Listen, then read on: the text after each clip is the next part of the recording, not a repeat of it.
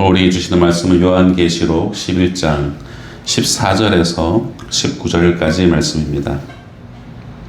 요한계시록 11장 14절로 19절까지 말씀 교독하겠습니다. 둘째 화는 지나갔으나 보라 셋째 화가 속히 이르리로다. 일곱째 천사가 나팔을 불매 하늘에 큰 음성들이 나서 이르되 세상 나라가 우리 주와 그의 그리스도의 나라가 되어 그가 세세토록 왕국을 하시리로다. 하나님 앞에서 자기 보좌에 앉아있던 24장로가 엎드려 얼굴을 땅에 대고 하나님께 경배하여 이르되 감사하오나니 옛적에도 계셨고 지금도 계신 주 하나님 곧 전능하시니 신이 큰 권능을 찾으시고 왕노릇 하시도다. 이방들이 분노하매 주의 진노가 내려 죽은 자를 심판하시며 종 선지자들과 성도들과 또 작은 자들 큰 자든지 주의 이름을 경외하는 자들에게 상 주시며 또 땅을 망하게 하는 자들을 멸망시킬 때로소이다 하더라. 이에 하늘에 있는 하나님의 성전이 열리니 성전 안에 하나님의 언약궤가 보이고 또 번개가 음성들과 우려와 지진과 큰 우박이 있더라. 아멘. 오늘 본문은 이 막간장이었던 힘센 천사에 대한 환상과 그리고 두 증인에 관한 환상을 지나고 이제 일곱째 나팔 심판에 관한 내용입니다. 14절을 보시면 둘째 화는 지나갔으나 보라 셋째 화가 속히 이르는도다 라고 말씀으로 시작합니다. 14절은 이 막간장의 종료를 알리고 다시 일곱 나팔 심판으로 돌아왔다는 것을 알려주고 있습니다. 여기서 말하는 둘째 화는 9장 13절부터 21절까지 말하는 여섯 번째 나팔 심판을 말해줍니다. 그리고 첫 번째 화는 9장 1절에서 11절까지 다섯 번째 나팔 심판에 대한 언급입니다. 그렇다면 셋째 화는 자연스럽게 일곱째 나팔 심판으로 생각할 수가 있겠죠. 15절을 보십시오. 일곱째 천사가 나팔을 불매 하늘에 큰 음성이 나서 이르되 세상 나라가 우리 주와 그의 그리스도의 나라가 되어 그가 세세토록 왕노릇 하시리로다 하니 일곱째 천사가 나팔을 불매 하늘에서 큰 음성들이 났습니다.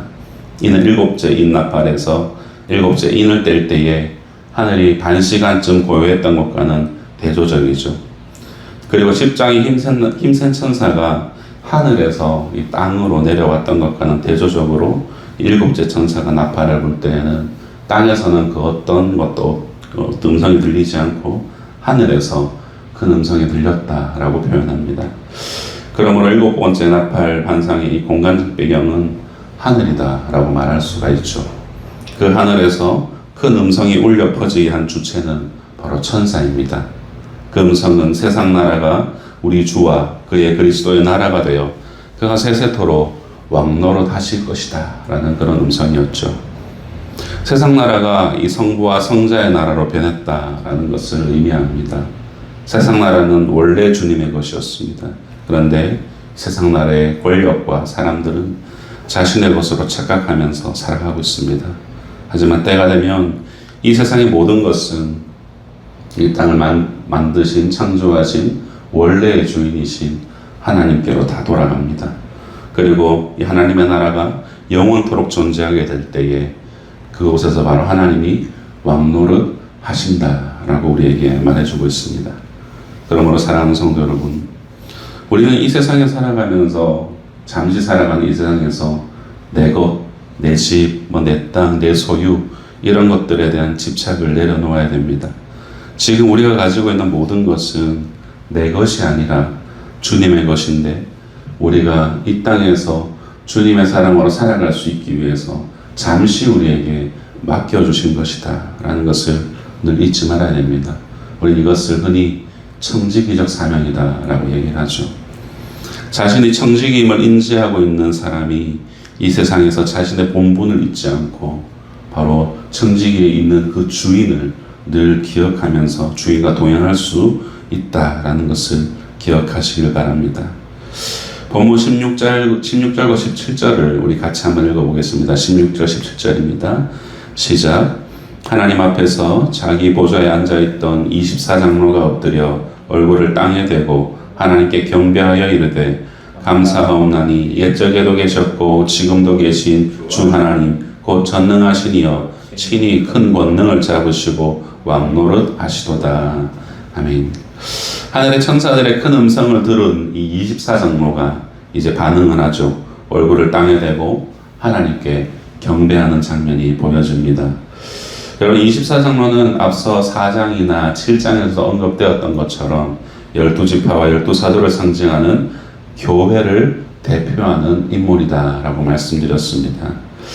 24장로의 이 경배는 왕께 경배하는 신하들의 행동과 매우 흡사하죠.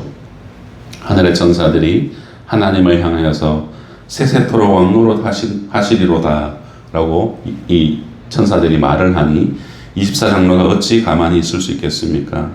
그럼 세상 왕이라도 신하들로부터 엎드려 절을 받으며 경배를 받는데 하물며 만왕의 왕이신 하나님께서 하늘의 천사로부터 찬사를 받을 때 이 교회를 대표하는 24장로들로부터 경배를 받는 것, 그것은 지극히 당연한 일 아니겠습니까?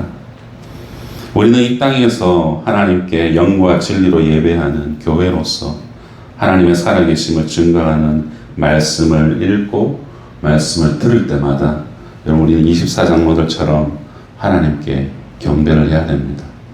단 한 절의 말씀을 우리가 눈으로 읽을 때든지 마음에 새길 때든지 우리는 하나님께 엎드려 경배하는, 땅에 얼굴을 대고 경배를 실제적으로 우리가 땅에 엎드려 경배를 할 수 없다 할지라도 이 말씀을 대할 때마다 마음을 다하여 경외하는 태도로 하나님 앞에 나아가야 할 것입니다. 사랑하는 성도 여러분, 그런데 이런 경외하는 태도가 그냥 되어집니까? 우리가 말씀을 그냥 펼쳤을 때, 읽을 때에 이런 거구나, 흰색은 종이고 검정색은 활자구나 라고 그냥 무심코 지나가 버릴 때가 얼마나 많습니까? 이런 경외하는 태도는 그냥 되어지는 것이 아니죠. 의식적으로, 의도적으로 말씀 앞에 설 때마다, 찬양하는 순간마다, 기도하는 순간마다 하나님의 전지전능하심을 의식해야 된다라는 것을 말하고 있죠. 모든 순간이 여러분 당연한 것이 없고 모두 하나님의 은혜라는 사실을 우리는 의도적으로 기억하려고 애쓰고 사모해야 하는 것입니다. 바로 이런 태도를 견지하는 우리 성도님들 되시기를 소망합니다. 그렇게 24장로들이 경배하는 첫 말이 무엇인가요? 바로 감사하옵나니입니다. 감사죠. 무엇에 대한 감사일까요? 시공을 초월하여 왕노릇 해주신 것에 대한 감사와 찬양입니다. 바로 통치입니다. 다스림입니다. 전능하신 하나님께서 영원 전부터 영원 후까지 당신의 완전한 계획대로 우리 각 인생들을 창조하시고 이끌어 가신 그 모든 다스림에 관한 감사입니다. 성도 여러분, 우리는 어떤 이유에 감사하고 있습니까? 우리의 감사는 굉장히 일차원적일 때가 많습니다. 내게 뭔가를 잘해 주실 때, 그럴 때는 자연스럽게 인간의 본능에 따라 감사가 나오죠. 물질이나 건강이나 명예의 복을 받았을 때는 우리가 잘 감사하지만 하나님의 통치에 대해서는 얼마나 우리가 감사하고 있습니까? 내가 정말 하나님의 다스림을 받고 있구나 라는 그 사실 하나만으로도 우리가 얼마나 감사하고 있는지 돌아봐야겠죠. 하나님의 통치를 받고 있다고 생각하시면 여러분, 그 사람은 바로 하나님 나라의 시민이다 라는 것을 스스로 믿는 사람입니다. 하나님 나라의 시민권을 가진 사람에게 그럼 무슨 부족함이 있겠습니까? 하나님 나라의 시민권을 가진 것에 우리가 자부심을 가진다면 우리 성도의 삶의 모든 영역은, 전 영역은 감사로 가득 채워질 것입니다. 그렇게 이어지는 24장로의 감사의 말 중에 특이한 점이 하나 있습니다. 옛적에도 계셨고 지금도 계신 주 하나님 곧 전능하시니여 라고 말할 때에 전능하신 하나님 앞에 붙는 이 부연 설명이 앞선 설명과 다르더라는 것이죠. 미래에 계시리에 대한 언급이 없더라라는 겁니다. 1장 4절, 1장 8절, 4장 8절에서 같은 맥락에서 하나님을 표현할 때에 하나님에 대해서 과거, 현재, 미래에 대해서 모두 말하고 있는데 본 구절에서는 미래에 관한 표현이 생략되어져 있어요. 그 이유는 이 환상의 시간적 배경이 더 이상 미래의 주님을 기다릴 필요가 없는 시점이기 때문입니다. 즉 주님께서 오실 때가 아니라 장차 오실 주님을 표현하고 있는 것이 아니라 이미 오신 주님이기 때문입니다. 최후의 종말 때에 주님께서 재림하셔서 심판하실 때를 묘사하고 있기에 장차 오실이라고 말할 이유가 없는 것이죠. 24장로들의 이 말을 통해서 우리는 주님이 다시 오시면 이 세상의 나라는 끝이 나고 오직 하나님의 통치가 시작된다는 것을 알 수 있습니다. 우리 성도는 하나님 나라의 도래와 영원한 하나님의 통치를 사모하면서 잠시 잠깐 살아가는 안개와 같은 인생을 살고 그렇게 이 인생에서 우리는 순례자의 걸음을 걷게 되는 것이죠. 성도 여러분, 세상의 통치는 반드시 끝이 옵니다. 하지만 하나님의 통치는 영원합니다. 그러므로 여러분 우리는 세상의 통치를 두려워하지 않고 하나님의 선하신 뜻을 이루어 가시는 주님의 사람으로 이 세상을 살아가야 합니다. 이렇게 살아가야 할 이유를 또한 18절에서 말씀해 주고 있죠. 18절 말씀을 함께 읽겠습니다. 시작.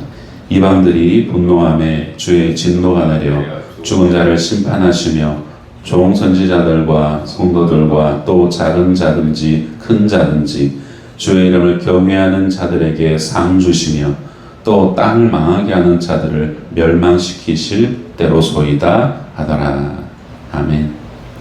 바로 땅을 망하게 하는 자들, 곧 불순종의 영, 사단의 세력을 완전히 멸망시키실 때 하나님은 하나님을 경외하는 자들에게 상을 주시기 때문입니다. 그러므로 우리 각자의 인생의 종말에 이르기까지 하나님의 사람으로 우리는 살아내기 위해서 싸우고 견디고 믿음으로 승리해야 하는 것이죠. 다른데 한눈 팔 시간이 잘 없습니다. 정말 시간은 번개처럼 쏜 화살처럼 지나가 버리기 때문입니다.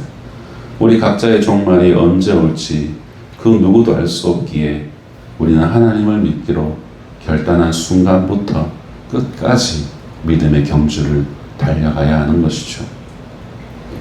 마지막으로 19절을 보십시오. 이에 하늘에 있는 하나님의 성전이 열리니 성전 안에 하나님의 언약궤가 보이며 또 번개와 음성들과 우레와 지진과 큰 우박이 있더라. 24장로의 이 말이 끝나자 하늘에 있는 하늘의 성전이 열립니다. 흥미로운 점은 이 사도 요한이 이 성전이 열릴 때 본 것입니다. 먼저 언약궤를 보이셨죠. 언약궤를 보여주신 이유는 하나님께서 이 하나님의 백성과 하신 이 언약을 성취하실 것이다. 말씀대로 내가 성취하겠다라는 것을 확증해주는 그런 모션이라고 할 수 있습니다. 하나님이 보여주셨다라는 거예요. 또한 번개와 음성과 우레와 지진과 큰 우박을 그는 보게 됩니다. 이는 심판을 상징합니다. 계속해서 반복적으로 말씀드리지만 이 심판은 하나님의 통치를 인정하지 않는 자들에게 임하는 심판입니다. 우리가 하나님의 통치를 인정하며 주님께서 주신 사명을 감당했던 선지자들과 성도들과 그리고 주님의 이름을 경외하는 사람처럼 인생을 살아간다면 우리는 주님께서 다시 오실 날에 이 심판을 두려워할 이유가 일절없기 때문입니다. 오히려 우리는 그로 말미암아 그 심판이 있다는 것으로 말미암아 궁극의 소망을 가질 수 있게 되는 것이죠. 왕관의 보석 같은 사랑하는 성도 여러분, 말씀을 맺겠습니다. 하나님의 통치를 인정하면서 여러분 주님께서 주신 사명을 감당하는 사람은 주님이 다시 오실 때에 완성된 그 하나님 나라에서 하나님을 기쁘게 경배하며 상을 받게 될 것입니다. 너무나도 우리가 익히 가슴에 품고 살아가는 그러한 우리의 구원론에 관한 내용이죠.